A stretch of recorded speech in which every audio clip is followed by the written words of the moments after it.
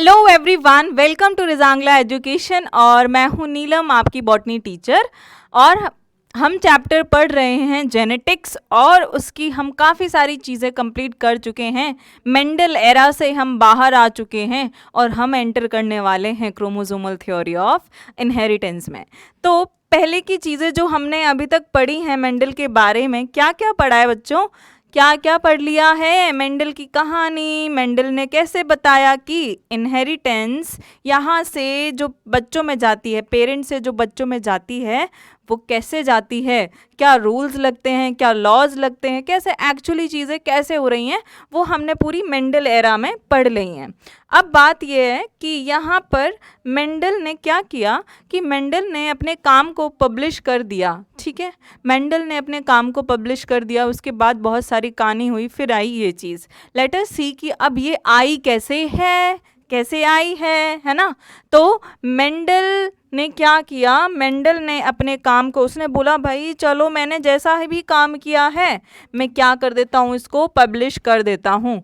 सो Mendel published, Mendel ने क्या किया, मेंडल पब्लिश्ड हिज वर्क,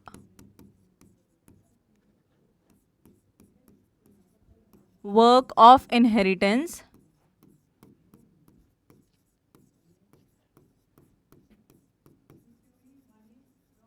इन ईयर 1865। ठीक है, लेकिन पता है क्या हुआ? मैं आपको दो ऑलरेडी रीजन बता चुकी हूँ कि हुआ क्या है कि मेंडल ने अपने काम को पब्लिश तो कर दिया है, लेकिन क्या हुआ, उसके काम को रिकॉग्निशन नहीं मिला, उसके काम को रिकॉग्निशन नहीं मिला। कब तक? It was not recognized. ये कब तक रिकॉग्नाइज नहीं हुआ? Till late 1900s। ठीक है, ऐसा हो गया। लेकिन रीजन क्या था? व्हाट वर द रीजन कि उसका काम पब्लिश नहीं हुआ? रीजन क्या था इसके पीछे? रीजन ही हम पढ़ने वाले हैं। What was the reason behind this thing? तो पहला रीजन आपका ये है कि मेंडल ने जो काम किया था, मेंडल ने क्या काम किया था उस टाइम पे, जो भी काम किया था, तो कम्युनिकेशन बिल्कुल ईजी नहीं था। Communication was not easy.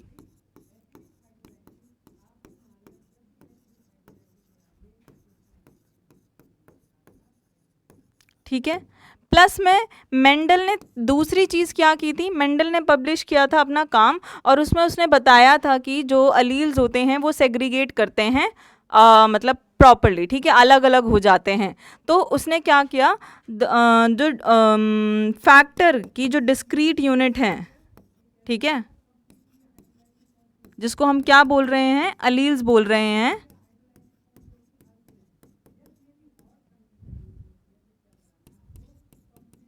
alleles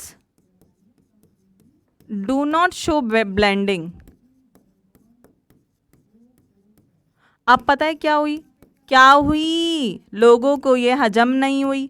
लोग बोले कि भाई इतना हम पढ़ते हैं वेरिएशन के बारे में, लोगों को पहले से पता था कि ये हिडन होती है इस चीज़ में, सेक्सुअल रिप्रोडक्शन में हिडन होती है। अगर ब्लेंडिंग नहीं होगी, मिक्सचर क्रिएट नहीं होगा, तो हम कैसे अपने मम्मी पापा जैसे दिखेंगे अगर उनके अलील्स में ब्लेंडिंग नहीं होगी? तो जब उसने ये नहीं प्रूव किया तो लोगों को ये बात हजम नहीं हुई, और बात हजम नहीं हुई तो क्या हो गया, उसका काम फेमस नहीं हुआ। तो यहाँ पे क्या, नॉट अप्रूव्ड बाय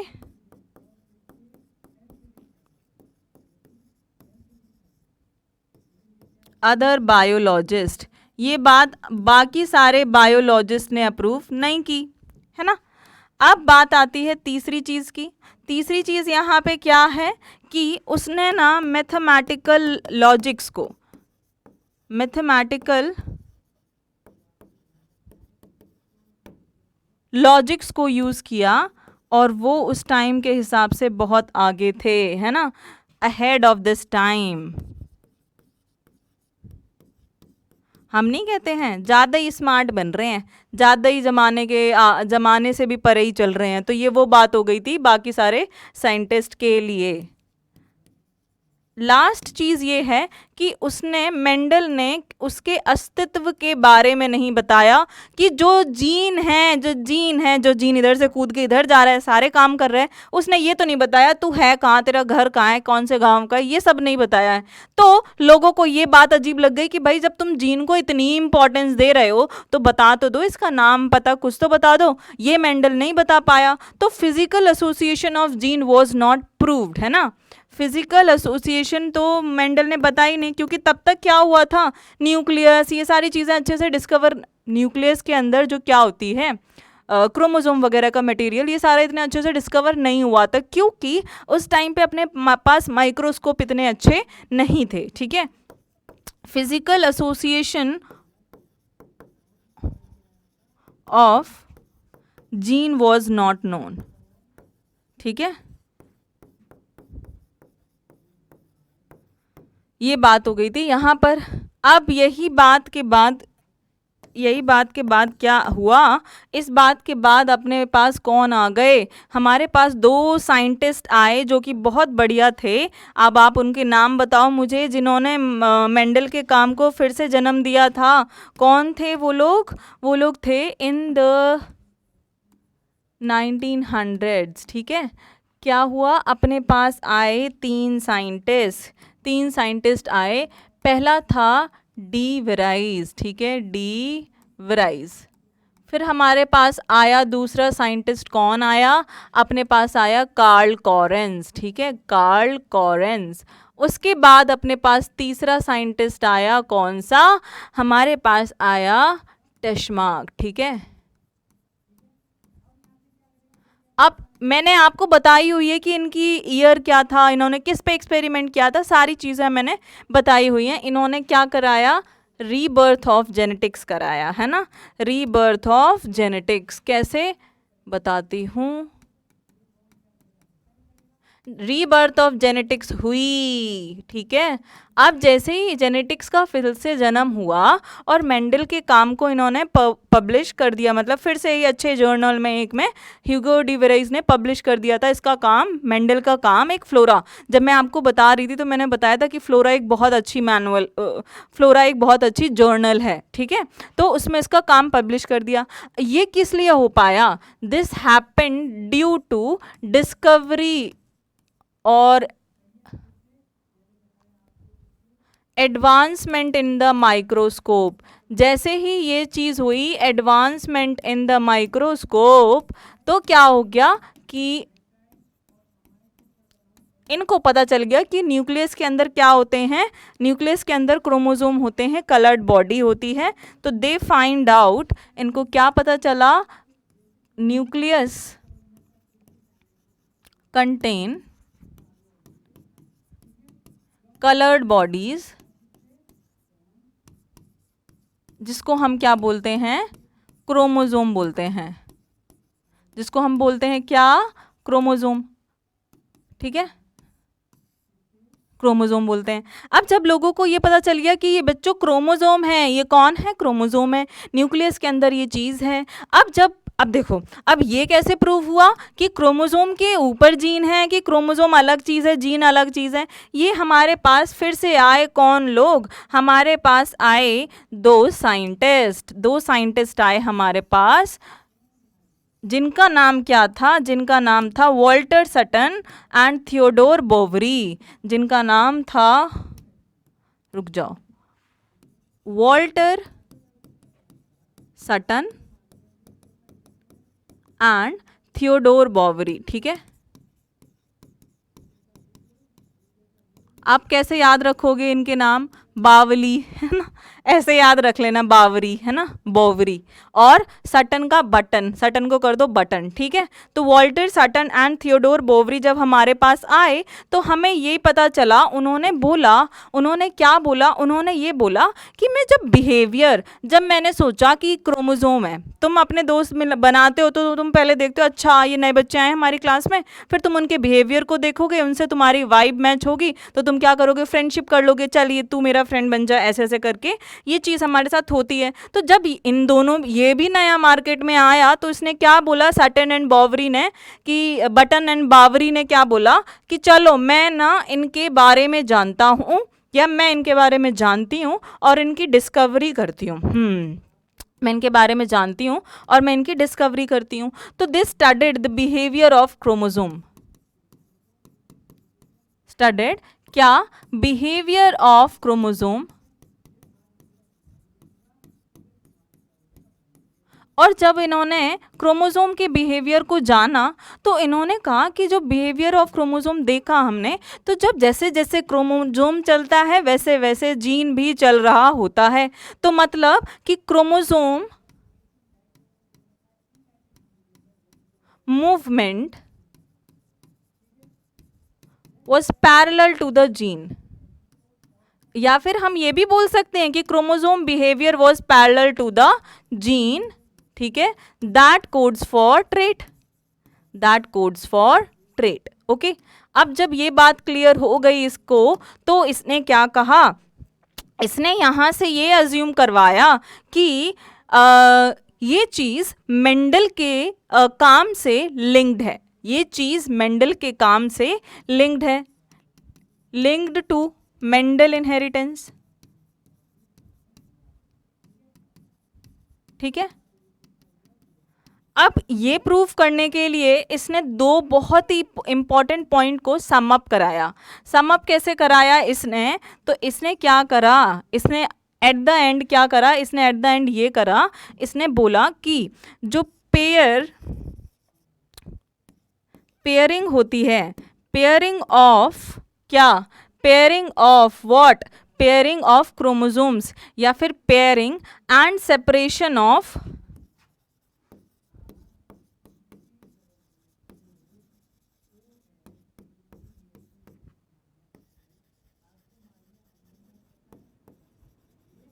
किस में होती है, pairing and separation of chromosome.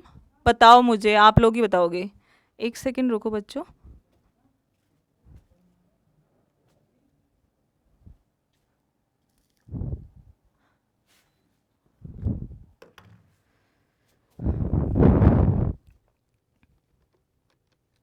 ठीक है, तो pairing and separation, pairing and separation की बात हम कर रहे हैं।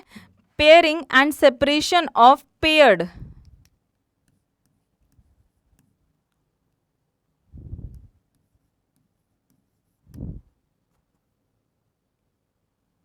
चलो, तो pairing and separation of paired chromosome would lead to मतलब कि इससे क्या होगा, जब पेयरिंग हुई और सेपरेशन हुई, जैसे कि हमने इंडिपेंडेंट असॉर्टमेंट में पढ़ा था, तो इससे क्या हो जाएगा, would lead to separation of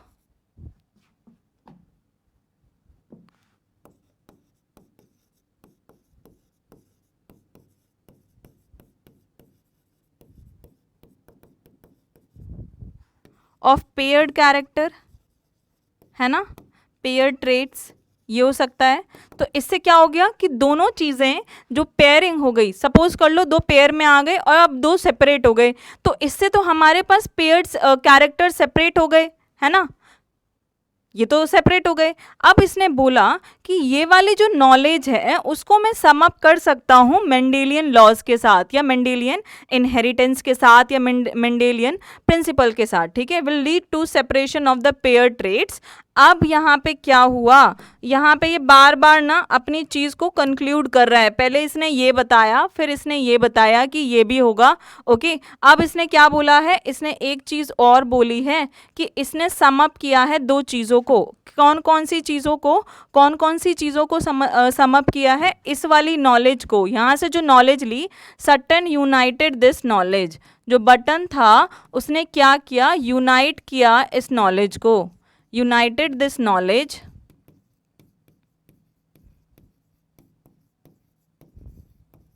ठीक है, इसने इस नॉलेज को यूनाइट किया विद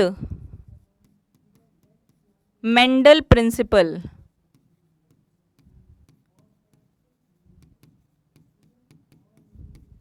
ठीक है। तो यहाँ पे हम बड़ा सा प्लस का साइन बना देते हैं और यहाँ पर हम इसको अच्छे से इस चीज़ को मार्क कर देते हैं, ठीक है। अब जब ये हुआ तो इसके बाद क्या हुई, जब ये हुई तो इसके बाद क्या हुई, इसके बाद ये हुई, इसको हम बोलने लग गए क्रोमोसोमल थ्योरी ऑफ इनहेरिटेंस। इसको हम क्या बोलने लग गए, क्रोमोसोमल थ्योरी ऑफ इनहेरिटेंस।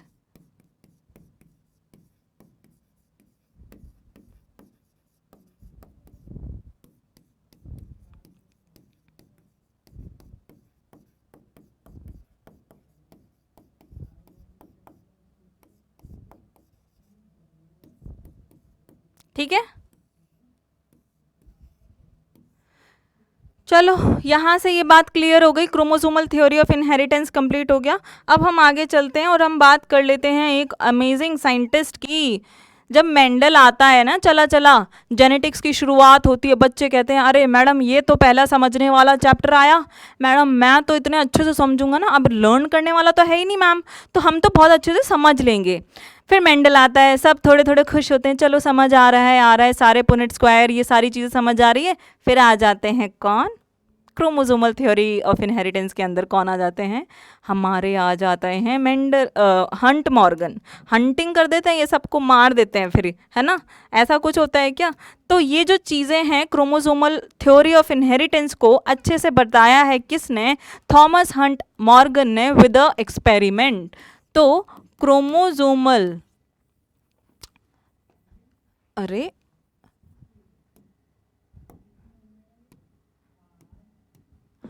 अब ये क्या है, chromosomal theory of inheritance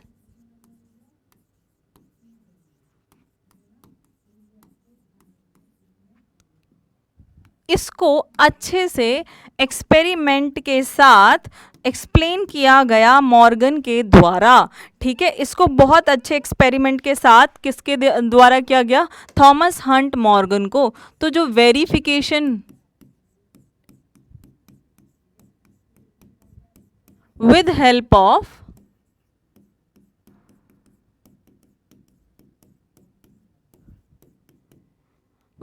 of experiment, किसके द्वारा, कौन से साइंटिस्ट के द्वारा हुआ है ये, थॉमस हंट मॉर्गन। ठीक है, थॉमस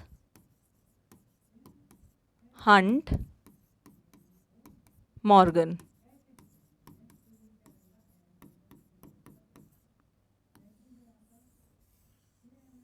ओके, नाउ इसके लिए इसने क्या किया, बेचारा मॉर्गन बाबा ने क्या किया, यहाँ पे जब आए तो इन्होंने एक्सपेरिमेंट किया किसके ऊपर, ड्रोसोफिला के ऊपर। He worked on Drosophila.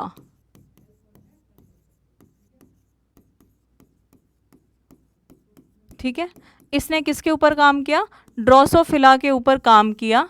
Drosophila मिलानोगैस्टर, जो कि क्या है, फ्रूट फ्लाई है। ठीक है,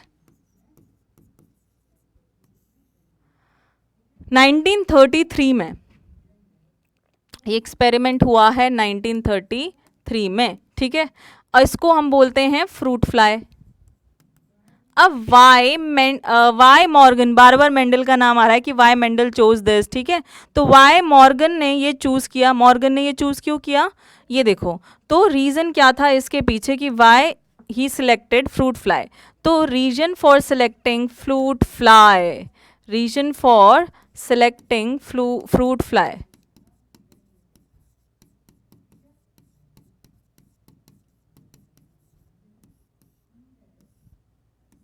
चलो तो पहली बात क्या कर लेते हैं, पहली बात हम ये कर लेते हैं ये वाली, क्योंकि उसका लाइफ स्पैन क्या था, लाइफ स्पैन सिर्फ कितने हफ्ते का था, 2 वीक्स का था। ठीक है, जो कि बहुत छोटा है।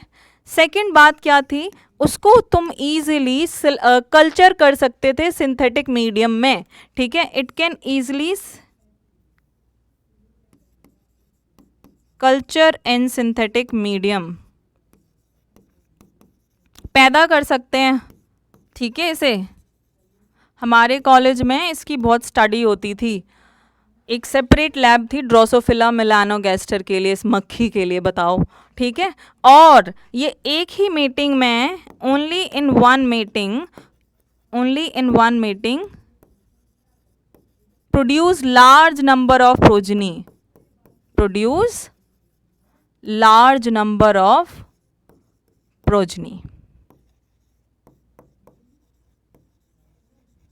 ठीक है। फोर्थ क्या हुई, फोर्थ रीजन क्या हुई, यहाँ पे 4 रीजन आपको समझ आ गए हैं। प्लस यहाँ पर आपको उसमें बहुत सारे, मैं इधर लिख देती हूँ, मैनी वेरिएशंस, ठीक है। और जिसकी वजह से आप एक टाइम पे बहुत सारे कैरेक्टर्स को स्टडी कर सकते हो, उसका इनहेरिटेंस स्टडी कर सकते हो। फिफ्थ चीज़ यहाँ पे क्या हुई, फिफ्थ चीज़ यहाँ पे देखो, लाइफ स्पैन कर लिया, culture in synthetic medium, only in one meeting produce large number of progeny, plus में इसके पास क्या थे, स्मॉल नंबर ऑफ क्रोमोसोम, इसके पास, एक सेकेंड, ठीक है, small number of chromosome,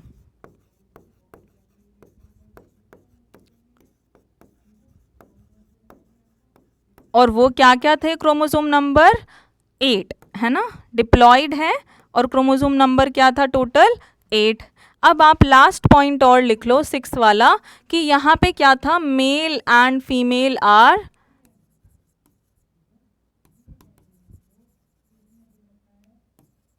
different, ठीक है। मेल एंड फीमेल यहाँ पे क्या थे, डिफरेंट थे, और उनको आप इजीली डिस्टिंग्विश कर सकते थे, जैसे कि फीमेल के लिए क्या है, XX है ना, और मेल के लिए जो क्रोमोसोम था वो कैसा था, XY। और देखो अपन सपोज X अपन ने ऐसा कंसिडर किया तो इसका क्या था, डिज़ाइन भी डिफरेंट था, this is Y and this is X, और इसके केस में ये X ये X, ठीक है। तो ये बात हो गई अपने क्रोमोसोमल थ्योरी ऑफ इनहेरिटेंस की। मेंडल ने जो एक्सपेरिमेंट किया था वो ड्रोसोफिला के ऊपर किया था। अब अपन को क्या करना है, अपन लिंकेज पढ़ने वाले हैं, लिंकेज एंड रिकॉम्बिनेंस। अब लिंकेज एंड रिकॉम्बिनेंस का टॉपिक हम लेके आएंगे अगले सेशन में, तब तक आप इस चीज़ को अच्छे से समझ लो कि ये एग्जैक्टली है क्या, ठीक है। मिलते हैं अगले सेशन में, इसी का पार्ट होने वाला है, जो इसका पार्ट, ये पहला पार्ट, और अपन इसके सेकेंड पार्ट में मिलते हैं।